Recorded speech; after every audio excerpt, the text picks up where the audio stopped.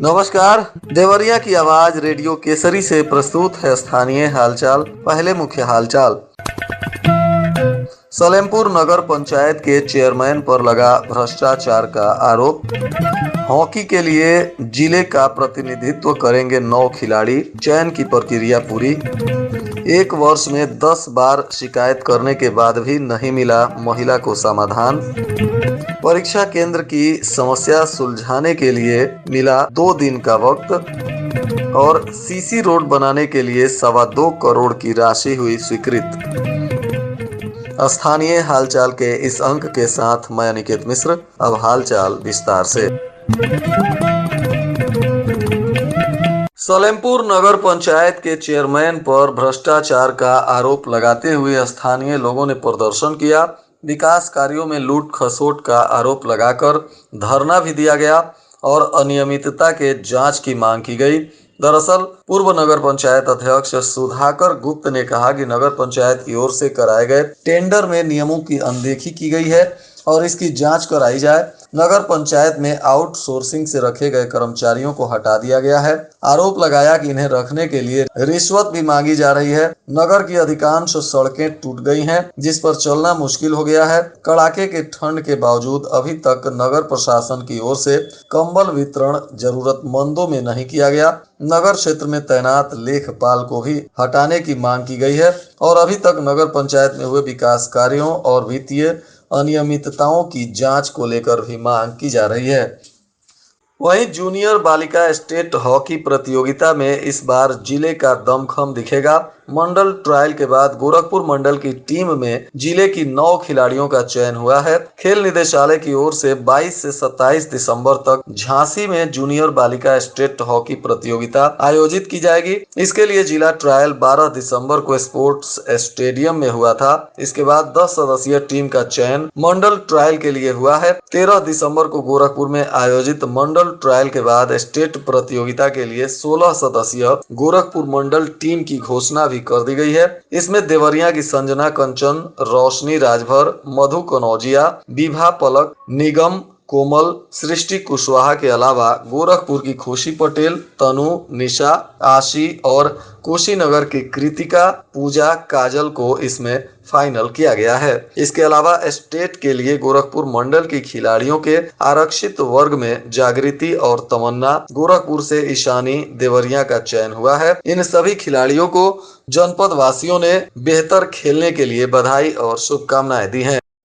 वहीं भाटपारा रानी तहसील सभागार में संपूर्ण समाधान दिवस का आयोजन किया गया था, जिसमें अफसरों के सामने कई ऐसे फरियादी पहुंचे जो 3 से 4 बार अपनी समस्याओं को लेकर शिकायत कर चुके हैं। डीएम ने इस पर नाराजगी जाहिर करते हुए मातहतों से कहा कि गलत रिपोर्ट लगाकर शिकायतों का निस्तारण न करें। वहीं समाधान दिवस में पहुंची जगदीशपुर खुशिया गाँव निवासी प्रेम देवी ने डीएम के सामने पहुँचते ही रोना शुरू कर दिया। यह देखकर वहां मौजूद अफसर भी अवाक हो गए। डीएम से पीड़ित ने कहा कि भूमि का विवाद काफी दिनों से चल रहा है।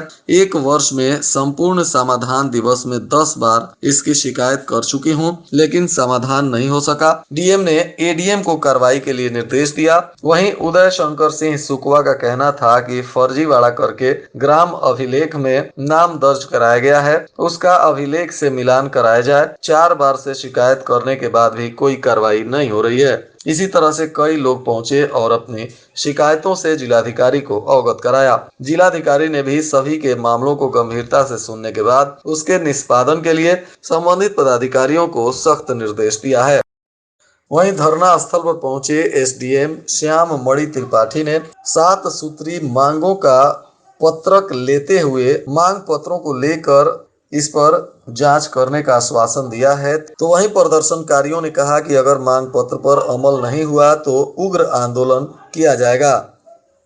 यूपी बोर्ड की हाई स्कूल और इंटर की परीक्षा के लिए जिले में बने 177 केंद्रों पर आई आपत्तियों के निस्तारण के लिए डीएम की अध्यक्षता में शिक्षा विभाग और सभी एसडीएम की बैठक हुई। इसमें डीएम अखंड प्रताप सिंह ने निर्देश दिया कि 2 दिन के अंदर जो भी विसंगतियां हैं उसे दूर कर लिया जाए। यूपी बोर्ड की परीक्षा के लिए केंद्रों के अंतिम निर्धारण की प्रक्रिया जनपद स्तर पर चल रही है। अगले वर्ष होने वाली इस परीक्षा में जिले में कुल 1,29,175 छात्र हैं, जिसमें हाई स्कूल के 65,120 और इंटर में 64,055 परीक्षार्थी पंजीकृत हुए हैं। केंद्रों के संबंध में 30 नवंबर तक कुल 346 आपत्तियों के सत्यापन की प्रक्रिया पिछले 15 दिनों से तहसीलदार एसडीएम की देखरेख में चल रही थी, जिसको लेकर 2 दिनों के अंदर इसे सुलझाने का निर्देश दिया गया। सलेमपुर में अनुआ पार और पीवकोल को जोड़ने के लिए रेलवे ने 2.25 करोड़ रुपए खर्च कर सीसी रोड का निर्माण कराने का मंजूरी दे दिया है। मंजूरी मिलने के बाद आईडब्ल्यू विभाग ने करीब 1 किलोमीटर लंबी और 4 मीटर चौड़ी सड़क के लिए मिट्टी डालकर कच्ची सड़क भी बना दिया है। अब इससे दर्जनों गांव के लोगों को काफी सहूलियत मिल रही है। सूत्रों के मुताबिक मार्च के आखिरी तक सीसी रोड का निर्माण पूरा कर लिया जाएगा। सलेमपुर से भटनी जोड़ने के लिए अनुआ पार ढाला बाधा बन रहा था। अनुआ पार ढाला को लेकर कई बार चक्का जाम हुआ, आमरण अनशन किया गया, लेकिन ढाला नहीं बन सका। क्षेत्रीय लोगों की मांग को रेल मंत्रालय ने ढाला के बजाय रेल लाइन के पूर्वी हिस्से में सीसी रोड निर्माण कार्य कराने की सहमति जताई। संस्तुति मिलने के बाद आईडब्ल्यू विभाग ने रेलवे क्रॉसिंग के पूरब से पीवकोल रेलवे स्टेशन को लेकर अनुआ पार ढाला तक सड़क बनाने की मंजूरी दे दी और मिट्टी गिराकर कच्ची सड़क भी चालू कर दिया गया, जिसके वजह से अब लोगों को काफी सहूलियत मिल रही है। मौसम का असर बच्चों की सेहत पर पड़ रहा है। ठंड में लापरवाही भारी पड़ रही है। मेडिकल कॉलेज में निमोनिया मरीजों में इजाफा हुआ है। हर रोज पीड़ित बच्चे इलाज के लिए आ रहे हैं। इनमें गंभीर 7 से 8 मरीजों को भर्ती कराया जा रहा है। इनके ठीक होने से 7 से 8 दिन का भी वक्त लग रहा है। डॉक्टर दवा के साथ बचाव और सावधानी बरतने की भी सलाह दे रहे हैं।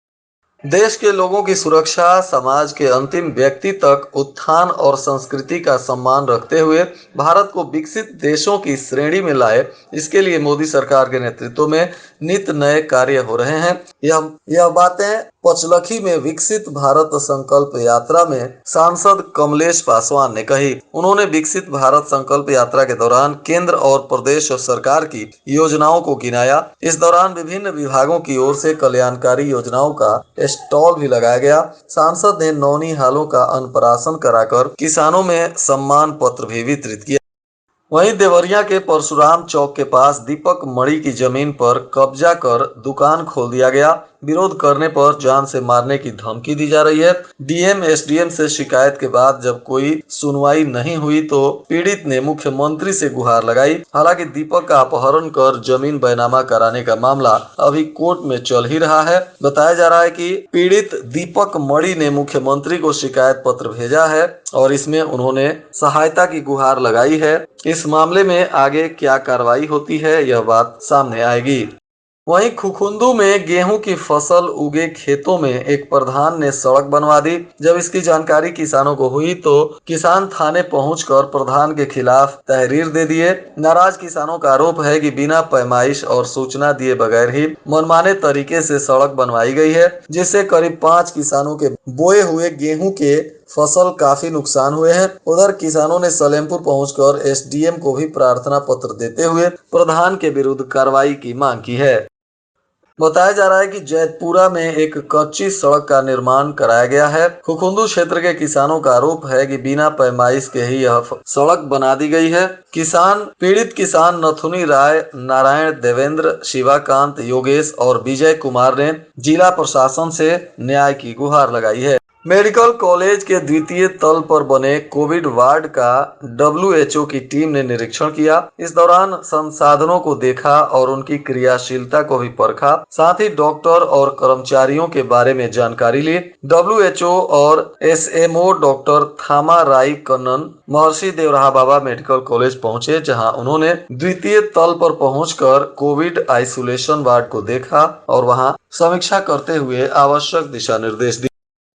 महर्षि देवराहा बाबा राज्य चिकित्सा महाविद्यालय में मेडिसिन 2023 नामक वार्षिक महोत्सव आयोजित किया जा रहा है।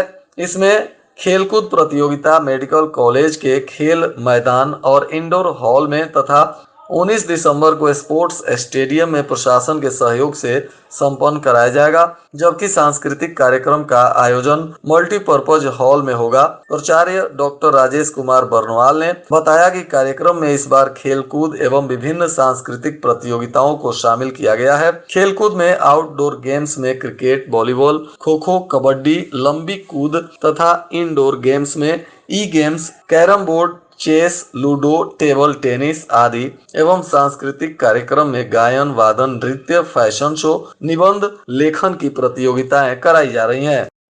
और आज के मौसम का तापमान देवरिया में न्यूनतम 12 डिग्री सेल्सियस और अधिकतम 21 डिग्री सेल्सियस रहने की संभावना है। अंत में मुख्य हालचाल एक बार फिर। सलेमपुर नगर पंचायत के चेयरमैन पर लगा भ्रष्टाचार का आरोप। हॉकी के लिए जिले का प्रतिनिधित्व करेंगे 9 खिलाड़ी, चयन की प्रक्रिया पूरी। 1 वर्ष में 10 बार शिकायत करने के बाद भी नहीं मिला महिला को समाधान। परीक्षा केंद्र की समस्या सुलझाने के लिए मिला 2 दिन का वक्त। और सीसी रोड बनाने के लिए 2.25 करोड़ की राशि हुई स्वीकृत। इसके साथ ही रेडियो केसरी से प्रसारित स्थानीय हालचाल का यह अंक समाप्त हुआ। नमस्कार।